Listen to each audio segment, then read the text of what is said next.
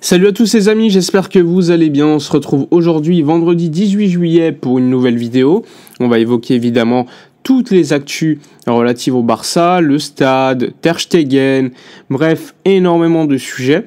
Mais juste avant, n'hésitez pas à vous abonner, liker, commenter, partager. Petit instant promotion, profitez de mon partenaire maillot pour acquérir des maillots répliques de bonne qualité. Il y a les nouveaux maillots, donc profitez-en.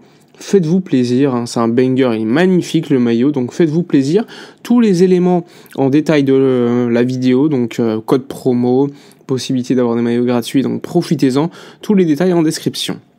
C'est parti, on y va, la vidéo du jour. Alors vendredi, comme vous le savez, aujourd'hui, le FC Barcelone devrait annoncer le fait que le trophée Gamper n'aura pas lieu donc au Spotify Camp Nou. Je vous l'ai dit lors de la vidéo d'hier.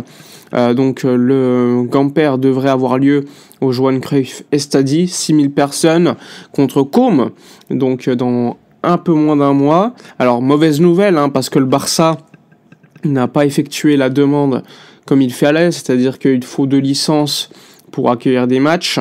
La première licence a été demandée et donnée.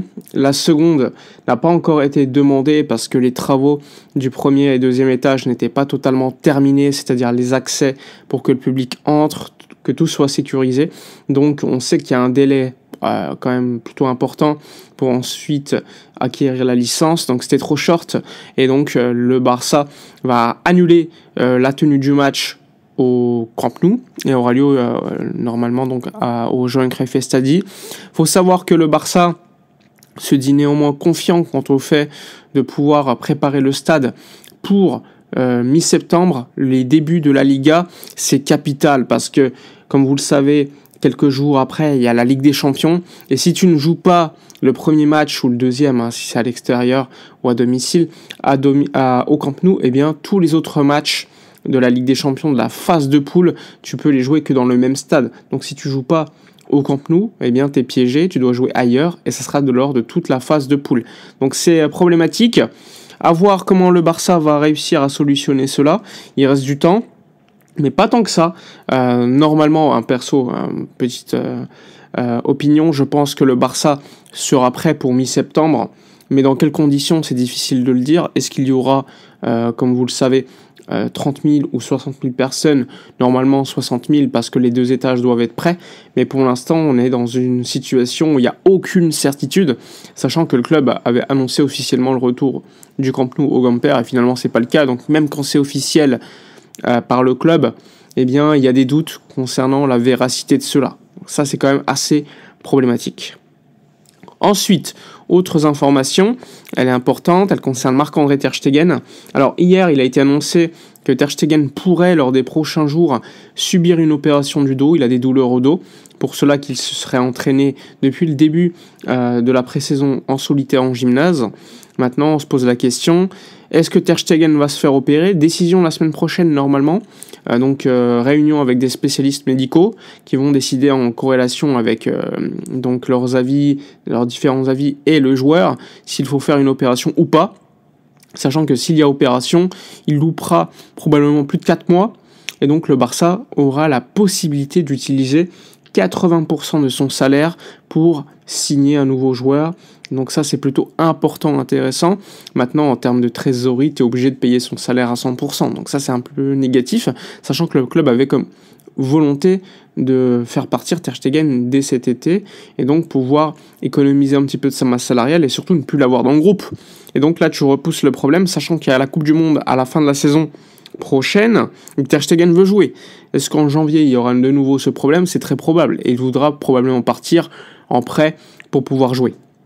En tout cas, tu repousses le problème, mais à court terme, c'est intéressant parce que le fait qu'il soit blessé de plus de 4 mois, eh bien, tu peux générer du fair play. 80% de son salaire peut être réinvesti pour inscrire un joueur, et bon, probablement Johan Garcia, sachant que, je le rappelle, 80% du salaire de Ter Stegen, c'est largement assez pour inscrire Johan Garcia pendant une saison entière. Comme ça, il n'y aura pas le même souci qu'avec Dani Olmo la saison dernière, où 80% du salaire de Christensen n'avait pas suffi à l'enregistrer pour toute la saison. Ça, c'est quelque chose qu'il faut expliquer.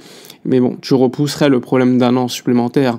Mais bon, l'important, c'est de revenir au stade rapidement, parce que quand tu seras de retour au stade, et quand le stade sera plein à craquer, avec évidemment les activités classiques autour du stade, le musée, etc., eh bien, tu auras encore plus de revenus, et ça, c'est importantissime pour tout simplement récupérer économiquement et avoir une marche normale en termes économiques et pouvoir tout simplement avoir des mercatos plus intéressants et surtout ne plus avoir de problème de fair play financier pour inscrire des joueurs. Donc ça, c'est le dossier à suivre. Ter Stegen partira pas, blessé, opération, oui ou non. Ça sera donc des informations qu'il faudra suivre les prochains jours, prochaines semaines pour déterminer ce qui va se passer. En tout cas, le Barça le sait. Hansi Flick, lors d'une réunion avec Deco, a exprimé le fait qu'il voulait absolument un ailier gauche.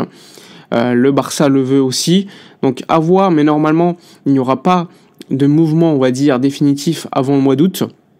Pourquoi le mois d'août ? Parce que le Barça s'attend à avoir à peu près début août ou mi-août l'autorisation de la Liga pour inscrire des joueurs à la règle du 1 pour 1 et donc pouvoir utiliser les fair play générés par Ansu Fati l'anglais qui seront beaucoup plus intéressants et autres évidemment pour inscrire des joueurs. Et en ce sens, je pense que Rashford pourrait être une option très importante à ce moment-là du mercato, sachant que Manchester United pour l'instant est en position de faiblesse face à Rashford, qui lui veut jouer pour l'instant qu'à Barcelone.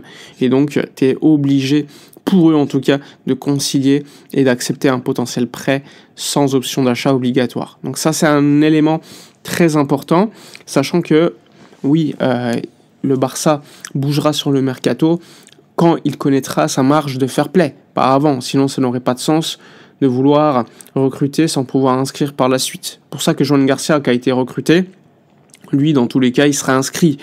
Il faut savoir que le Barça ne l'a pas inscrit pour l'instant parce qu'il préfère utiliser l'inscription lorsqu'il y aura la règle du 1 pour 1 plutôt qu'avant. Parce que si tu l'inscris avant, eh bien, tu perds du fair play généré et tu l'utilises pas sous la règle du 1 pour 1, ce qui est beaucoup moins intéressant. Et ensuite, tu n'as plus de marge pour te renforcer. Ça, c'est quelque chose qu'il faut également comprendre. Sinon, il n'y a plus beaucoup d'informations en termes d'actualité départ ou arrivée, à part Rashford. Le mercato est plutôt calme. Je pense que tout simplement tout se décantera au moment du mois d'août où le Barça connaîtra sa marge fair play et à ce moment-là on pourrait avoir des nouveaux dossiers qui s'ouvriraient, mais à ce que ce moment-là il y aura des joueurs on va dire intéressants sur le mercato, rien n'est moins sûr. C'est pour cela que pour l'instant Hansi Flick a expliqué qu'au milieu de terrain il était plein, il n'y a plus besoin de recruter, mais qu'il n'exclut pas également une arrivée en défense pour se renforcer. Bref, voilà pour toutes les informations mercato. N'hésitez pas comme d'hab à donner votre avis dans les commentaires, à liker, commenter, partager. Pour les maillots, tous les détails en description. Moi je vous dis à la prochaine et d'ici là comme d'habitude, portez-vous bien.